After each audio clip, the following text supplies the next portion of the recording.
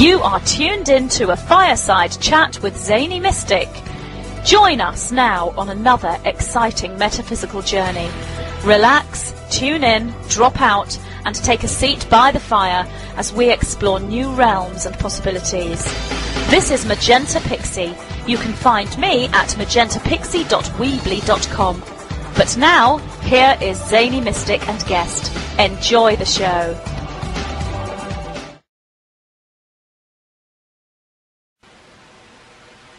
Greetings, and welcome to a Fireside Chat with Zany Mystic.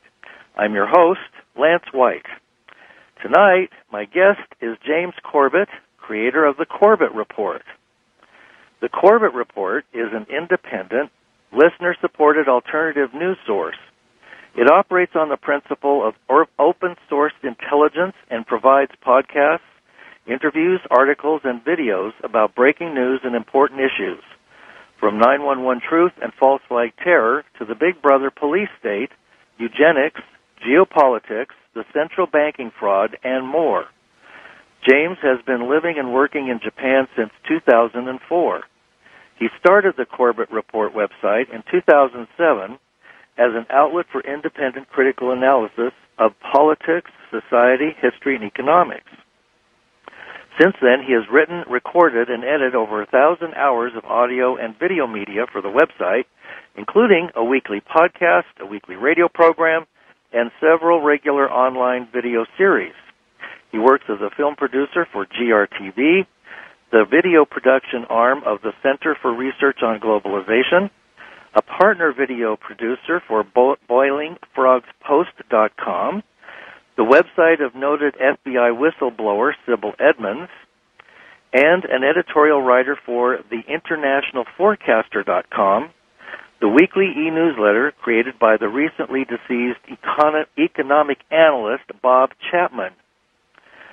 So you can find out more on his website at www.corbettreport.com. So let's welcome James to the show now. Hi, James. How are you? Well, I'm doing just great, and that was a very lengthy introduction, so I thank you for soldiering through that. Yes, well, I know that you're used to doing this yourself, so sometimes my tongue gets tied when, but it's okay because even pretzels can be consumed, so... I really love your work, and there's a lot that I don't know about, and I hope that we can get into some of that because we've got only an hour. But one of the sites that you host, I noticed that there was a prediction, the International Forecast,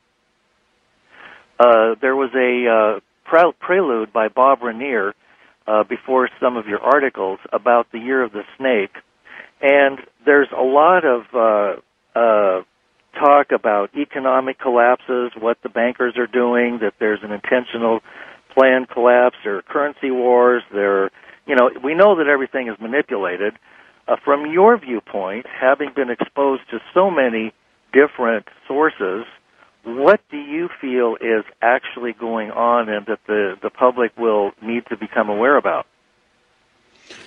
Well, I think the economic collapse is probably one obvious place to start, and unfortunately it's the kind of thing that there is, I think, no way of accurately predicting exactly when it will occur in the sense that people are expecting it to occur. If it ever does occur in that straightforward sense, it might just be the long, slow economic decline that unfortunately will have pretty much the same effect.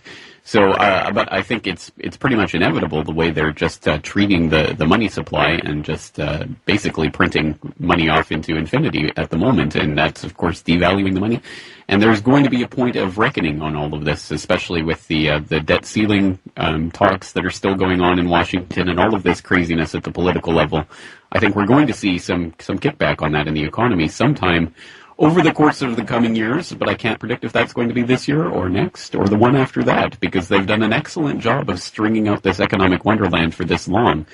But as I say, it is inevitable. It's a mathematical certainty that it's going to collapse at a certain point, and there are some interesting signs that there may be something happening this year. And one of the things that I'm looking ahead to is next month there's going to be a BRICS summit in Durban, South Africa. the BRICS being the Brazil, Russia, India, China, South Africa, who have formed a type of developing country union, I suppose, as it were, to sort of pool their resources. And they are thinking of starting a new development bank as a type of bulwark against the IMF World Bank. So that's an interesting development, and we'll have to see what comes of that, whether something serious will come of it, or if it will just basically be more noise in the background. But again, it's those types of left field curveballs that I think can actually affect some sort of change and perhaps bring about some toppling of the dominoes. So that's one of the things I certainly have my eyes on in the coming year. Oh, now, what about the idea that so there are competing factions for the world's resources and that have different ideologies, obviously, but it seems like the one that we're most preoccupied with is the one that is the most extreme, the one that people have referred to as the New World Order, and now it's turning into something else. It seems that no sooner do people start to hear the buzzwords than it's changed into something rather melodic and harmonic, which is quite appealing for us to fall into. This ties into the idea that there are false flag events that are occurring, and that even the financial events like the Great Depression and the other currency problems that we've had are manufactured as pump and dump operations. Agreed completely. I think that this is very much planned. And I also think that although there may be different factions within the coming New World Order government system that they want to bring in, I think that ultimately they share the same ideology. They might have different routes for arriving there, but I think that all of the main players on the chessboard right now have the same ideas in mind. They just are taking different routes to get there. And the extent to which they're actually competing against each other, some of that I think is smoke and mirrors, and some of that is cooperation behind the scenes. So I think we have to be wary of that. But I agree completely. It is interesting how they bring out some of these phrases and ideas that at first seem ominous, and it makes it sound like, how can anyone go along with this? But soon enough, people are not only accepting it, but actually embracing it. It sounds so great. It sounds so melodic. It sounds so harmonic. If we can just cloak the depopulation of the human species in nice woolly rhetoric about sustainability, then it sounds like a good thing. And how could you be against it? And they have a very good understanding, I think, of human psychology and how it works and how they can introduce some of these concepts so that people actually start desiring their own enslavement and ultimately their own death. Right. And you make a reference to in support of the work of John Taylor Gatto and also Richard Grove at tragedyandhope.com. That's Tragedy and Hope. I'm not drunk. I don't drink. I just sometimes slur my words. But I know that that's one of the avenues that's getting out a volume of information that helps educate people so that we can get up to speed. It seems like there is a massive, not only brainwashing and mind control going on all over the globe, especially in the United States, but also, well, I forgot what I was going to say. See, it's happening to me now. But I hear your train of thought, and I think that you're exactly right. You're touching on one of the key subjects, which is education and the greater idea about how we learn. Because we often tend to frame education in talking about children, but I think we're all engaged in educating ourselves about what's going on. So I think we can all relate to it. And absolutely on the note of John Taylor Gatto and tragedyandhope.com, for people out there who don't know about Mr. Gatto, basically he was a New York State Teacher of the Year back in the 1990s, and he resigned on the editorial pages of the New York Times in a pretty garish way. He resigned by basically calling out the school system for the indoctrination system that it is. And since then, he's gone on to write books about the myth of college education and these types of subjects. And recently, Tragedy and Hope put together a 5-hour interview with John Taylor Gatto called The Ultimate History Lesson. Absolutely fascinating stuff. Goes into some of the real history behind the public schooling system as we know it today, and how that actually came into place, and why it came into place, more importantly, because so much of our economy as we've known it has been predicated on basically manufacturing a nice set of workers every year that graduate from the high schools and or colleges ready to join the workforce, and basically have already been indoctrinated with thousands and thousands and thousands of hours of sitting in a classroom listening to an authority figure tell them how the world works and what it is, and having their days segmented up into little time sections divided by bells, and being trained to basically act like trained puppies. And unfortunately, it's worked extremely well.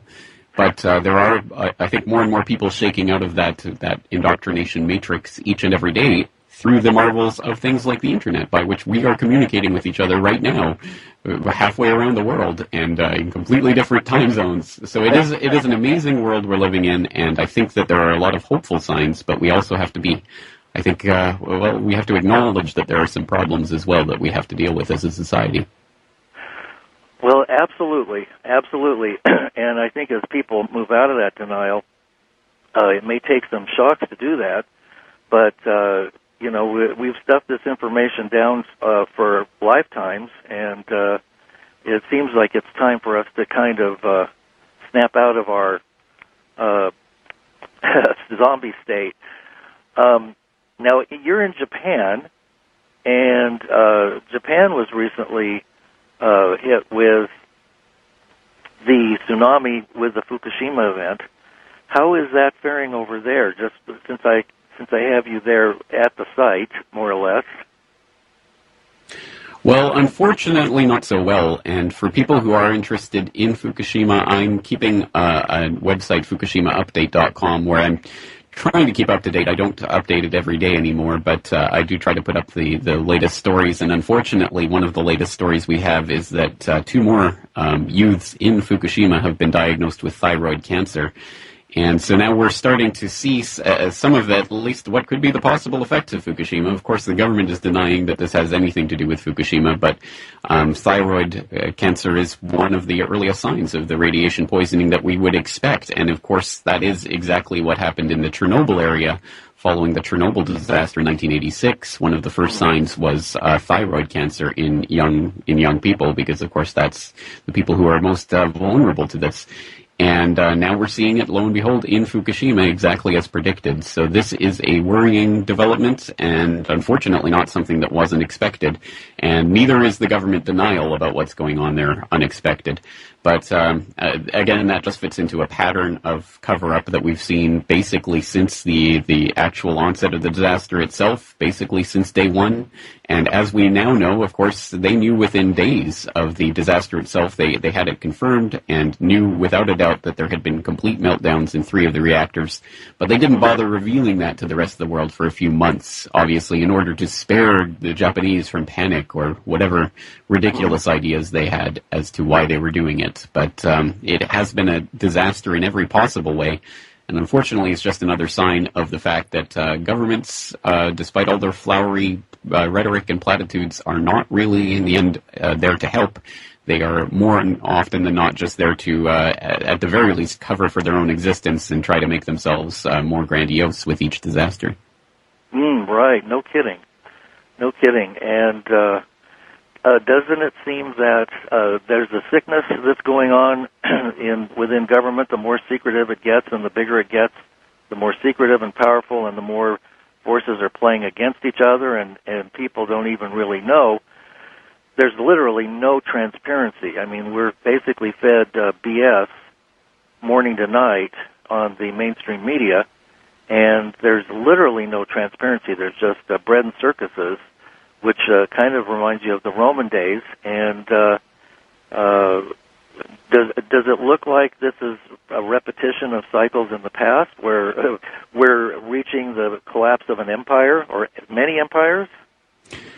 Well, I think that is an apt analogy in a lot of ways, and you also talk about the spreading of secrecy through the system as a type of sickness, and I think that's a good analogy. I think it really is a type of cancer that starts out very small and seems quite manageable, but very quickly starts to overtake the entire system itself.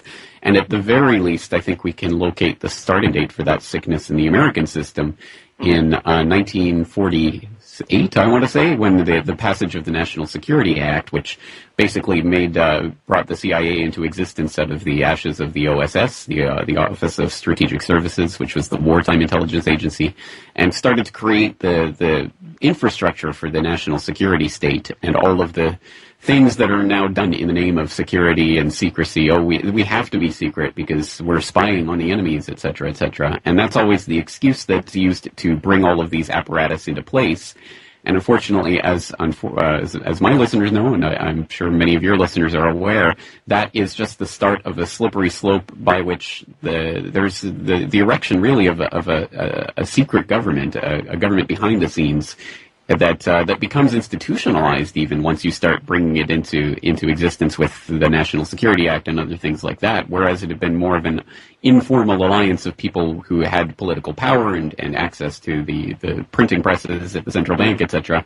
Now it's institutionalized in the structure of the government itself, and you have this agency like the CIA and all of the other security agencies, quote unquote, that can go around basically doing what they want with impunity all the way around the world and not really being called out on it and not really having to be accountable for it. And that's the perfect place for people who want to basically enact their own agenda to nest themselves within that government system. And unfortunately, as we've seen over the past 5 or 6 or 7 decades now, it's worked only too well. And now we've arrived at this point where, as you say, almost everything is done in complete secrecy.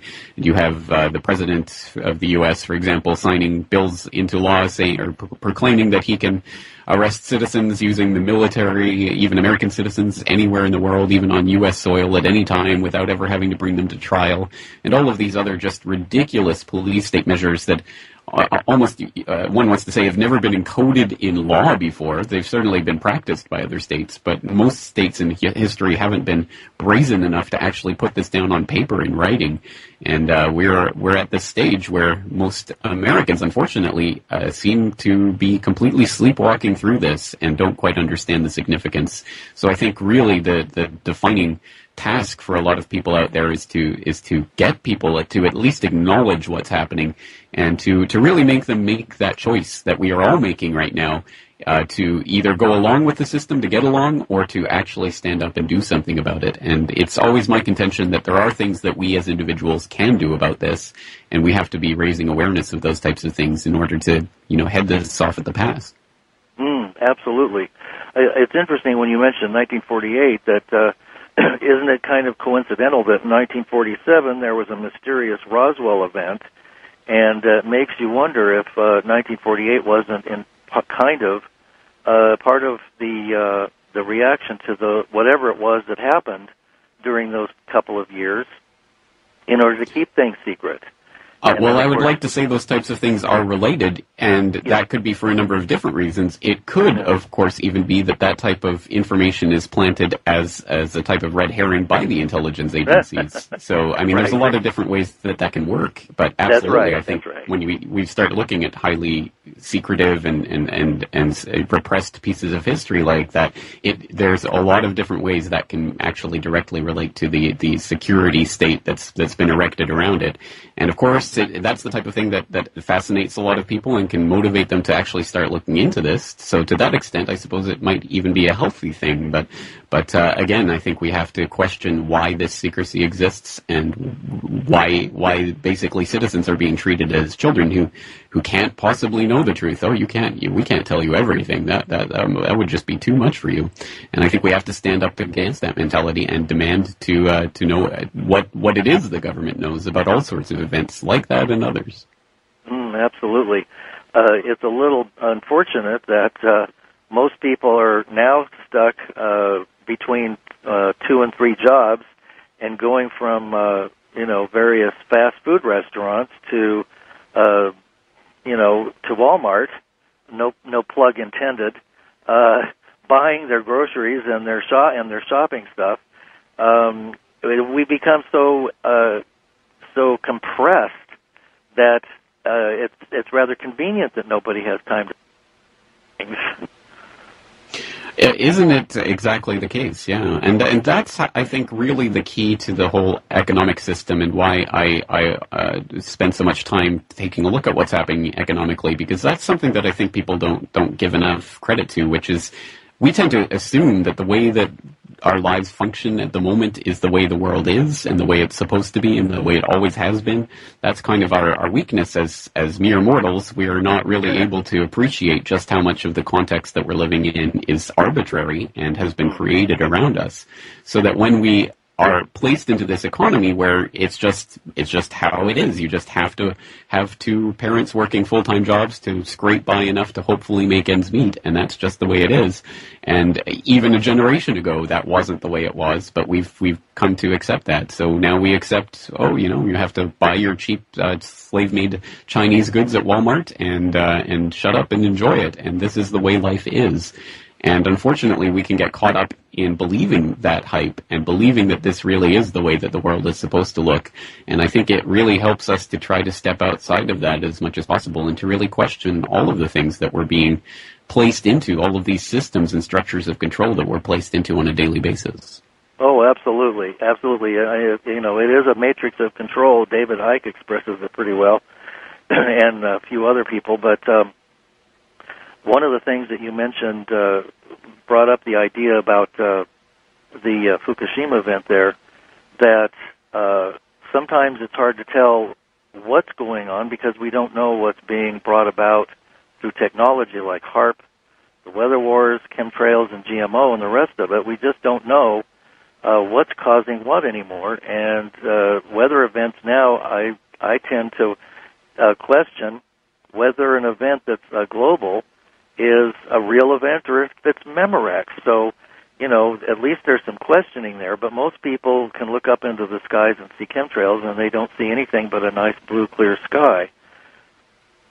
And you're not exaggerating when you say that, because I myself have been here in Japan. I used to be teaching full-time at elementary and junior high schools here in Japan, and one morning I was out watching the children preparing for a sports day, and I was just looking up at this clear blue sky, and over the course of an hour I watched it completely ridden over by the clouds that had been left behind by these planes going overhead. And I looked up and I was watching this process taking place, and by the end of it, it was just a murky, soupy, gray mess up there. I don't even want to call it clouds because it really isn't, I think, the same structure. And I was looking up at this and literally pointing it out to one of the other teachers and saying, those aren't clouds. And he didn't even understand what I was saying. I mean, part of it might have been the language barrier, but honestly, I think he just couldn't get the concept that, oh yes, it's a cloudy day. So it is bizarre to see that there are certain people who just can't bring themselves to see what's happening literally right over their heads.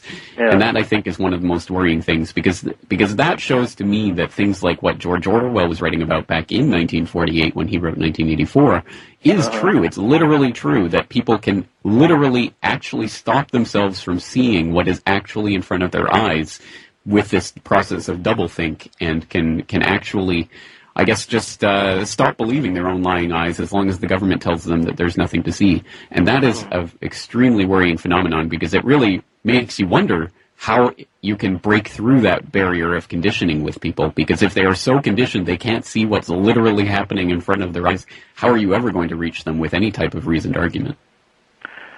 Yeah, absolutely. You hit the nail on the head. It's rather uncomfortable to be able to see some things that are going on in the world and not be able to talk about them, because people are either incredulous or they will have a negative reaction, and they'll take it out on you because you're pointing it out. The bearer of bad news, unfortunately, bears the brunt of the problem. And again, this is something that we can see in all sorts of different ways. I would refer people to the excellent 1980s movie They Live, which showed that process in quite an entertaining fashion at any rate. And, of course, the idea is that you can put on these special glasses and you can see all of the conditioning and programming and everything that's happening underneath the surface that most people can't see. And it comes to a certain point where this character who has these special glasses is trying to get one of the other characters to put the glasses on so he can see what's actually happening, and this alien takeover that's actually happening, and so he's literally fights the other person to try to put the glasses on, and they get into a fist fight over it. And I think it's a great metaphor for what happens to a lot of people who are concerned about what's happening and are trying to get people to at least question what's happening. And people will resist, and sometimes physically will fight with every last breath they have to keep themselves in that matrix, because it is always the path of least resistance to simply go along with what we're being told, not to question authority, just put your head down and hope that whatever happens, you'll be able to keep your beer and your cheeseburgers and your football games, and you can go back to sleep. And that's, I think, what a certain segment of the population actually desires. They just want that. They don't want to put up any type of fight, and they're content to live in that type of box. And unfortunately, I think people can get frustrated trying to reach people from within that box when they're happy to be there. I think really this is the type of thing that people have to make the choice for themselves. So what I tend to do at the Corbett Report is to lay out the information as best I can and show the sources that I use to come to that the conclusions that I come to, and tell people, well, it's up to you now. And I'm not sitting here begging anyone, oh, please believe me on this or that. I'm just simply putting forward the truth as I see it, and people can do with it as they will. Right. I really like your reporting. And speaking of sources, you work indirectly or directly with the FBI whistleblower, Sybil Edmonds. I'm just now starting to do some research on her, thanks to you. And maybe you can share a little bit about Sybil and what your relationship is with her, what she's doing, and some of the information that's come through Sybil. Well, Sybil Edmonds was hired by the FBI shortly after 9/11. In the wake of 9/11, the FBI went on a recruiting spree for people in their translation department, because they had a backlog of material to get translated. So Sybil was horrified by 9/11, obviously, and at the time, like so many of us, including myself, bought into the story that we were being told, and the narrative, well, I guess, if the FBI needs me and my services, I might as well do it. So she ended up joining the FBI, and she started working in the Washington field office as a translator. And in the course of the year and a half, or what, I'm not exactly, I don't remember off the top of my head how many months it was that she had security clearance, but in the course of that time, she started to come across all sorts of really disturbing information that was not being properly followed up on by various agents. And in fact, she was eventually actually attempted to be recruited by a Turkish spy operation that had infiltrated the FBI. She was trying to blow the whistle on this at every single stage. She was going to her superiors, she was going above her superiors, she was going behind their backs to try to use some of the government-approved whistleblower devices and institutions that had been set up. And ultimately, she ended up getting nowhere with it, and the Bush administration actually ended up slapping a state secrets privilege on her, which is, at the time, had almost never been used in the history of the United States. It's become, unfortunately, more common in our current era, and it's continued to be used on whistleblowers, but basically it's a hark back to a bygone day and age where supposedly in the name of state secrets, the government can actually take away your First Amendment rights. So Sybil Edmonds, for example, had suddenly all sorts of information about her becoming classified, even ridiculous things about the date of her birth and things like this. She could not talk about at risk of being thrown in prison. Just a ridiculous state of affairs. So she fought that tooth and nail for years and years and years through all sorts of different systems, through court systems, through Congress, trying to get congressional hearings, etc. Eventually, basically exhausted all of those possible options, and has since set up her own website, boilingfrogspost.com, to try to highlight some of the voices in the alternative media that are shedding light on these types of issues and the police state that's occurring in the United States right now. And I am blessed enough to be working with her. She is just an incredible source of information. She's also she's so dedicated behind the scenes. She's always, I mean, she must work morning till night, including taking care of her daughter. I don't know how she physically does it.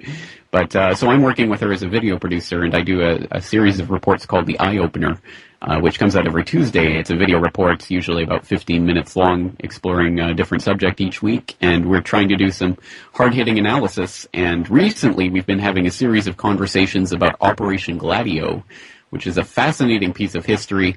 It's basically a fully acknowledged false flag terror operation that was set up and puppeteered by NATO for many decades, and this has been known about for decades now, except most people know about it in its Western European context. Basically, the idea was that NATO set up these stay-behind networks of people that could stay behind, literally, in the event of for example, a communist takeover in Western Europe. If the Soviets ever invaded, these networks would stay behind, and they would become operational, and they would start to do a guerrilla warfare campaign against the communist takeover. But somehow or other, over the course of the decades, that morphed into basically funding and training and arming and equipping these ultra-nationalist right-wing groups that ended up staging terror attacks to blame them on the left side of the political spectrum. And so there are all sorts of terror attacks that have been documented that come directly from this NATO operation. Just an incredible piece of history.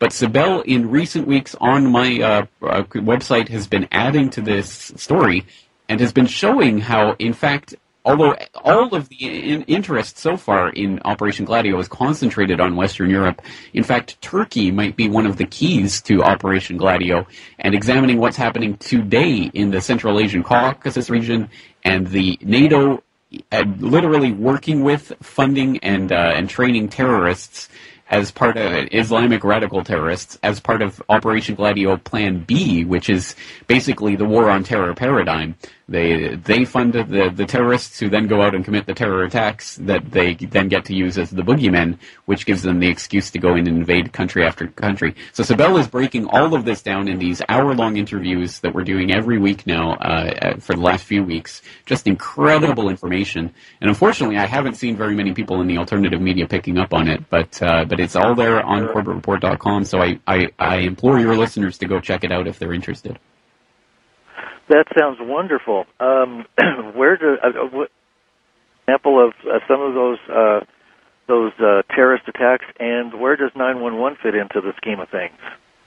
Well, some of the terror attacks that have been talked about quite a bit in terms of Operation Gladio in the past have been things that, for example, happened in Italy. There was a string of bombings and a terror campaign that was identified as part of a quote-unquote strategy of tension, which is this idea that if you can stir up mayhem, damage, carnage within a political paradigm, then you can get people to look at one side or the other of that political situation, and you can play one side off against each other, and you can insert yourself in there. Basically, the old order out of chaos idea. And this was identified and has been talked about in regards to things like the Bologna bombing in the 1980s and things like this, some massive terror attacks that took place in Europe. But now Sibel is connecting this into not only that type of terror, but also now talking about some of the Islamic terror that's going on. And, of course, how NATO was working quite closely with what we now know of as Al-Qaeda, basically, or the Al-Qaeda-linked terrorists, if they would be identified today. We're working quite closely with them, not only in Afghanistan, which, of course, we all know from the 1980s, but also in the 1990s, quite closely in the former Yugoslavia during that conflict, and right up to 9/11. And, of course, 9/11 ties in quite nicely, I suppose you could say, with this entire paradigm, in the sense that it is exactly an extension of that, using the exact same people. And one of those people that is easily identifiable is Ayman al-Zawahiri, who is supposedly now the head of Al-Qaeda after Osama bin Laden was supposedly fed to the fishes, and he took over. But Sibel is identifying that Ayman al-Zawahiri was working directly for NATO in this Operation Gladio Plan B, as she calls it, that was operating in the 1990s. And he was literally meeting with high-ranking U.S. officials in Baku, Azerbaijan in the late 1990s, in high-level meetings that were taking place, where he was basically getting his marching orders. And this is the same Ayman al-Zawahiri, the Osama bin Laden right-hand man, who is the quote-unquote brains of the al-Qaeda network, which ended up, of course, committing the 9/11 attacks, or so we're told. So this all feeds directly into the current war on terror, and all of the terror that we're seeing right now comes from the same group of characters who, behind the scenes, have been in close collusion with the American officials and others in NATO, for example, that have been coordinating this terror as part of a geopolitical strategy. So this is being laid out point by point, talking about some of the characters behind it. It's absolutely fascinating stuff. But unfortunately, because we haven't been told a lot about this particular aspect of it in the mainstream media, it's difficult for people to wrap their heads around. And some of these names and dates and places, and Azerbaijan, I mean, where is that on the map? I mean, some of this is quite overwhelming. So it takes a bit of effort to really wrap your head around it. But once you do, it's just a fascinating story. Well, it seems like these stories have been going on for thousands of years. I mean, there have been books written about all this stuff since the Roman times and the Egyptian times, and it goes on back further than that. And it seems like there's been some kind of iron hand operating from behind the scenes, long before the United States was ever formed. Now it's becoming...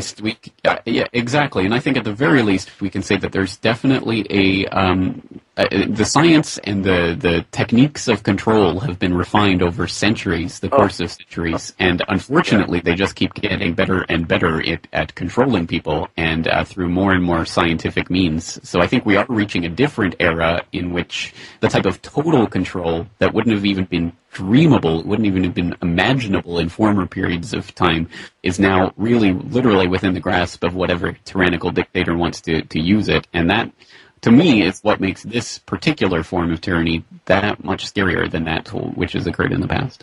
Oh, yes. And as you point out in some of your articles, it has a lot to do with meme control, controlling the written word and how we're influenced subconsciously. And, images, colors, symbols, and so on and so forth. And all the powers that are manifesting here, at least at the obvious levels of the players on the stage, have their own versions of this kind of chessboard that is being used to influence and get us accustomed to the idea that we are pawns on the game and that we're expendable.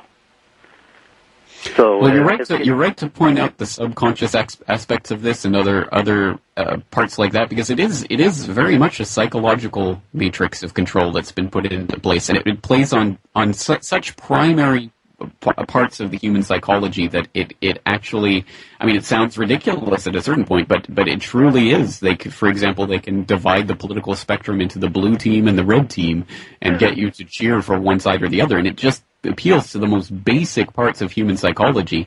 And unfortunately, as I say, their systems of using and deploying those psychological tactics is only getting more and more refined with each iteration. It's like the Matrix, where they keep rebooting it, and it gets more and more subtle, more and more complex, and therefore more and more people will actually invest their lives in that Matrix. And unfortunately, we're reaching that point where we might be reaching the final iteration of the Matrix, where they're now starting to talk about changing the genome and uploading our consciousness into machines and all of this craziness, which is now being seriously discussed in some circles. Well, Max Eichen talks about that in some of his videos, and other people are talking about the eugenics programs going on, and we know that the technology exists. The biological and technological research is probably several hundred years way in advance of anything that we're actually shown is going on. So whatever we're seeing, we have to kind of see how they're mirroring this in the movies, because that's about the only place we're going to get accurate information, especially from science fiction films, it seems. But there does seem to be a move afoot to terraform the globe and to weaponize everything and to have us living in a virtual reality from which we probably would have very little possibility of breaking out. And it's important for people out there to understand just how complete that media control is, and how subtly it can work, and how much it can manipulate people's perception of the world. And one example that I like to point out in this is Minority Report, which is a movie which, even if people haven't seen, they've probably heard about it through news story after news story over the past several years, as a lot of the technologies they showed and predicted in that movie have started to literally come true, including, for example, advertisements that talk to you. Now we have these billboards that literally beam sound into your ear through this technology that exists now, that they can literally beam the sound directly into your ear from an advertisement and this type of thing. So all of these technologies that seemed really far out there when this movie was released 10 years ago or whatever it is, now are just becoming a part of our day-to-day life, and that isn't by accident. That is actually by design. Few people know, but Steven Spielberg actually flew out a bunch of scientific experts from different fields to California to hold a 3-day conference where they worked out what they called the Bible of the future, or something along those lines.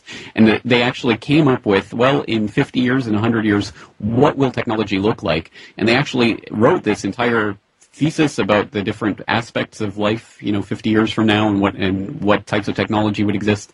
And then they basically just tried to portray that in the movie. So incredible amounts of work goes into trying to find the right, level of predictive programming to basically make people used to the types of technology that, in the case of some of these things, like the direct technology to talk directly to you, for example, from an advertisement, that was obviously already on the shelves, 10 years ago when this movie was being made. How best to introduce it to people? And by putting it in their programming, in their entertainment, because it's just entertainment. And people just turn off their brain and just put it into autopilot and just watch this unfold, these shapes and colors unfold across the screen and enjoy themselves. And they have no idea that they are being programmed to accept and conditioned to accept a reality which is, unfortunately, more often than not, already on the way. Absolutely. There are some people who would go so far as to say, like, people who, like Orwell, were intentionally planting memes for the future, and that movies like The Minority Report and other films that talk about these things, foreshadowing future events, are actually attempts to create them as well. Well, I think with Orwell we have to be careful, because I think Orwell was very much on the other side of this. I think this was someone who was very much trying to warn against what he saw coming, and he should know, because he was he worked at the belly of the beast for a long time, including at the BBC as a propaganda broadcaster during the war. So he very much knew what was coming, and so he ended up writing about the Big Brother Corporation. 1984 isn't as much about the BBC as it was ever about the communist threat or the Soviet threat or whatever people have read about it allegorically in the past. It was very much about the ways that, in the name of fighting that enemy, the most incredible social controls can be implemented. And so I think he was warning against that, and some of his writing, for example, Politics in the English Language, and some of the other essays he wrote were just incredibly perceptive. And as I say, unfortunately, although it sounds like science fiction, concepts such as doublethink, etc., unfortunately proven themselves to be all too real a psychological phenomenon in the years since he wrote that. So we are moving into a 1984 world if we're not there already, but I don't think that was by Orwell's design so much as his warning against what was coming. Well, that's the way I took it when I read it many, many, many years ago, along with Kafka and Hess and some of the other ones that helped shape my thinking in a more independent way. So yeah, I think you're right about that. But and then you get interesting figures like Aldous Huxley, who wrote Brave New World, Brave New World Revisited. And he's an interesting character because the Huxley family ties into the heart of the technocratic establishment that he was really writing about in Brave New World. So that, for example, his brother was the founder of UNESCO, and he wrote about the need to re-legitimize eugenics as something to be taught. And this was the man heading up UNESCO. It's actually in the founding documents of UNESCO, its purpose and philosophy, I believe it's called. Julian Huxley was writing about this, and so Aldous Huxley was right in the center of this, and he gave some very interesting speeches, including perhaps his most famous one is called The Ultimate Revolution. He gave it at Berkeley in 1962, shortly before his death, where he was talking about the type of scientific dictatorship that is possible these days, and how he believes that that's kind of the more likely scenario for the future of humanity than the 1984 model. It's going to look something more like the Brave New World model, where people are drugged into acquiescence, where they're manipulated at the genome from birth, where they're basically placed and slotted into this perfectly technocratic society that's been engineered from the outside. And he says that's already coming into view. And he was talking during this speech, for example, about experiments that he had witnessed going on of basically manipulating people by electrifying different parts of their brain, and you know, that type of experimentation was already going on in the 1960s. And he was talking about it as, this is a terrible thing. People are going to be made to enjoy their own enslavement. But one can debate whether or not he was relishing that prospect secretly, or whether he was truly warning about it. But either way, he was definitely at the heart of that scientific establishment, and definitely writing about things that are already coming into view right now. And Brave New World is, in some ways, an even scarier vision of the future than 1984. No kidding. Because whenever there's an outright dictatorial, tyrannical society, humans in the past have always inevitably revolted against it. But when it's presented to them as this wonderful, fluffy, cuddly entertainment society, more and more people will just accept that as not only the way that the world is, but the way it should be. And when people actually start to desire that system of control and enslavement, I think that's the most chilling vision of the future that I can imagine. Oh, absolutely, and I like how David Icke sums it up with problem, reaction, solution. We can reach a point where we're so frustrated with the way things are and the horrible things that are breaking around the world that when somebody comes in and waves their magic wand, it's easy to fall in lockstep with that savior. And there's so many savior programs going on, whether it's religious savior or political savior or spiritual or whatever. You know, we're waiting for a savior to come along and swipe us up and make everything right. And that's how these paradigms tend to work, is by creating horrendous events and then coming in and saying, well, we have a solution for this. And it seems like there's some kind of global event that's being foreshadowed with the resignation of the Pope. That seems to be something that, interestingly, is part of some kind of prophetic paradigm. That there's supposed to be one more Pope. I think it's Peter Petrus or something. I don't have all that information in front of me, but the conspiracy theories will fill that in, and he's the last Pope. And so there are lots of rumors flying around about that. Right. So I believe the prophecy was from Saint Malachi, and it was for Petrus Romanus to be the last pope after Benedict. And interestingly enough, one of the front runners to replace him is now actually by the given name of Peter. So it is lining up with that in an interesting fashion. And I think there's definitely, absolutely, 100%. There's more to the story of the Pope's resignation than simply he's getting tired.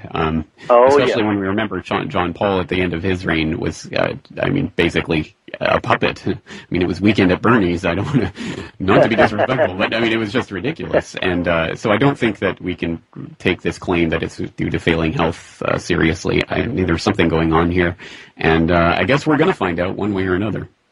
Oh, absolutely. This seems to be a time of intense revelations. My friend Cliff High over at the WebBot Project, he predicts all kinds of things, including asteroids, and he had a major hit, literally, with that asteroid that just hit in Russia. And he also predicted some things going on with the Vatican and the Pope. So I imagine he's going to be getting a little more attention to his WebBot reports, because he's refining them to the point where they're becoming pretty accurate. It's interesting. We'll have to keep our eye on it. But, meteorite, it makes for some fascinating YouTube footage at any rate. Now I know not to go and look out the window if I see a meteorite, because it's probably going to explode in my face. one thing that I've seen a lot going on with is, and this is regarding the economics and the financial transitions. There seem to be rumors from the far right, or from one side of the extreme, that indicates that there's some kind of global financial transition, which is working behind the scenes to change to some kind of new standard, whether it's gold or whatever. And then there are rumors that other countries are buying up gold, and then there's tungsten-plated gold. We don't even know, as you pointed out in one of your articles, what's in Fort Knox, because the Goldfinger got him. He already got to the gold reserves, and James Bond didn't catch him in time. So, what's going on with all the gold things? Are countries buying it up, and who holds the real reserves in the world? Well, actually, that's just what I'm writing about in my most recent Forecaster editorial. So the International Forecaster is coming out tomorrow. It's going to have my editorial talking about the silent gold rush, as I'm calling it, because 150 years ago, the gold rush was something that was well advertised and brought people from across the Western Hemisphere, basically, out to California to try to pan for gold. And there's gold and then there are hills. And that was, just a cultural phenomenon. But I think we are having a type of gold rush right now, but it's a silent gold rush. It's one that the powers that shouldn't be are trying to keep hidden from the public. And this is Sorry? Yeah, I'm here. Oh, sorry. Okay, I thought I heard something. So this is most obviously reflected in the central banks, which are right now buying up gold at a blistering pace. Whether you look at China or Russia, or now we're starting to see this idea of the repatriation of gold. So it started with Venezuela in 2011, asking to get its physical gold back from the banks that it was being held in the U.S. and in the UK. And now, actually, after that, we had the domino falling towards the Bundesbank in Germany, which also similarly is repatriating up to almost 700 tons of its gold. And then, and now we have movements in the Netherlands, in Switzerland, even in Azerbaijan to repatriate those countries' gold holdings. So we have more and more central banks that are now insisting on taking physical, actual delivery of their actual real gold instead of entrusting it in the vaults of various places around the world. What on earth is happening? Why are these banks demanding the physical delivery of gold? The only possible reason is because there is too many claims to this gold in the various banks that are out there, so that they have to actually ensure that they actually have theirs, that it's not going to be pilfered away when all of a sudden everybody rushes for the exit and finds that there's no gold in the vaults. And B, there's some sort of war type situation shaping up, and they're afraid of what would happen in the event of that kind of conflict. But do we really expect Germany is going to be going to war with the UK or with the US? I mean, this is just ridiculous. Well, unfortunately, these types of economic collapses is monetary collapses, systemic monetary collapses, which is what we're facing now with the dollar really being threatened as the dollar reserve, which has been the standard for post-World War II international finance. That paradigm is being threatened, and in these times, extremely destabilizing events can take place. So I think we are looking at this type of silent gold rush with these central banks desperately trying to snap up as much physical gold as they can to ensure that they do survive this transition. Meanwhile, we have the talking heads, the pundits, and the central bankers coming out and saying, oh, gold is a bubble, don't worry about it, we're fine, we're not having a currency war. The G7 just came out with a statement saying, oh, I know we're actually devaluing our currencies, but we're not devaluing our currencies, so don't worry about it. It's ridiculous on its face, but unfortunately it works for so many people who buy into this propaganda. So there's definitely 100% something happening behind the scenes here, and the people who I think are best positioned will be the people who are at the very least diversifying out into other forms of monetary wealth than simply paper. And commodities are a good way to go, and I think precious metals are probably the safest, as they have been for thousands of years. Well, speaking of precious metals, silver is supposed to be undervalued, and I pay attention to some of Max Kaiser's videos. And it seems that there are companies that have sold contracts many times over, and they don't have the physical to back it up. So the price of silver and gold have been kept and manipulated theoretically artificially low, and they're kept at a certain rate. If those levers or those chains to the actual price were free floating, does it seem like those things would just skyrocket? They would, because as you point out, there are many more claims on the gold and silver than there is gold and silver. And so just by that mechanism alone, that shows that the price is vastly undervalued. And for example, back in 2010, GATA.org, the Gold Antitrust Action Association, they put out an estimate that there was 45 claims for each ounce of gold out there in the market, which would make the price of gold at the time in 2010, it should be something around the $54,000 an ounce level if it was reflecting those at that actual demand. So that was 2 years ago, and so here we are. We're at the 1,600 and change level. That's quite a discrepancy. And silver, as amazing as that is, silver has even more of a potential upside in terms of coming into what it should actually be sitting at. So I've heard a lot of different estimates as to what it should go to, but the point, I think, is that it's vastly undervalued, and not only undervalued against the paper currencies, which, as we know, are really just not even worth the paper they're printed on, but also silver is undervalued against gold itself. The historic silver to gold ratio of price levels is undervalued itself. So that one would expect that silver would have an incredible upside. And the best part is, I mean, gold can be quite pricey for people to buy. To buy an ounce of gold is not a small little purchase you make. It's an investment. But to buy an ounce of silver, to buy a couple of silver coins, that's not a big chunk of change, and most people could afford that if they just cut a little bit out of their monthly expenses. So I for my money, I mean, I can't understand why people wouldn't be trying to at least get some of that. Again, it's just protection against what might be coming, and at the very worst, quote unquote, nothing happens monetarily on the international scale, and at the 50 years from now, you can retire and have a chunk of precious metal in your pocket that'll still be worth as much as it is now. So I don't see that there's any problem or downside with that, and that's why I'm always suggesting that people at least have a little bit of precious metal in investment, because it certainly can't hurt. Well, that certainly seems to make a lot of sense to me. So, of course, now we've got bread and circuses going on, so people are distracted, and maybe a $200 dinner at a restaurant or a special seats at the games, whatever the games are, games du jour of your preference. Well, that may be a higher priority, but it seems as if that there's a price for denial and ignorance, and that is missing out at when the music stops. That's exactly it. It's an apt analogy. It is a game of musical chairs, and the music is going to stop, and the piper is going to ask to be paid in gold. So I think people have to be ready for that eventuality. And again, it's not all about precious metals. I think we should also be trying to diversify into other ideas, like I think Bitcoin is an idea people should at least be looking into.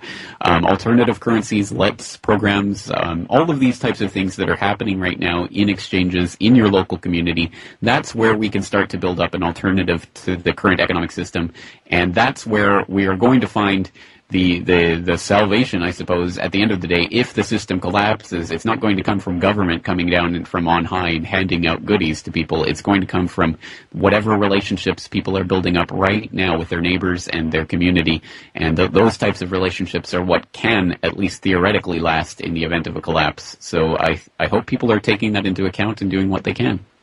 Oh, absolutely. I'm with you on that one, because it really is all about relationships and having empathy and feeling and connecting with your friends and neighbors and relatives, because ultimately it seems to be a spiritual stagnation that's going on around the globe, and by refreshing our spiritual aspects and our hearts and our ability to feel, it seems that we will be able to hold together a lot better in smaller communities. So that was very well said.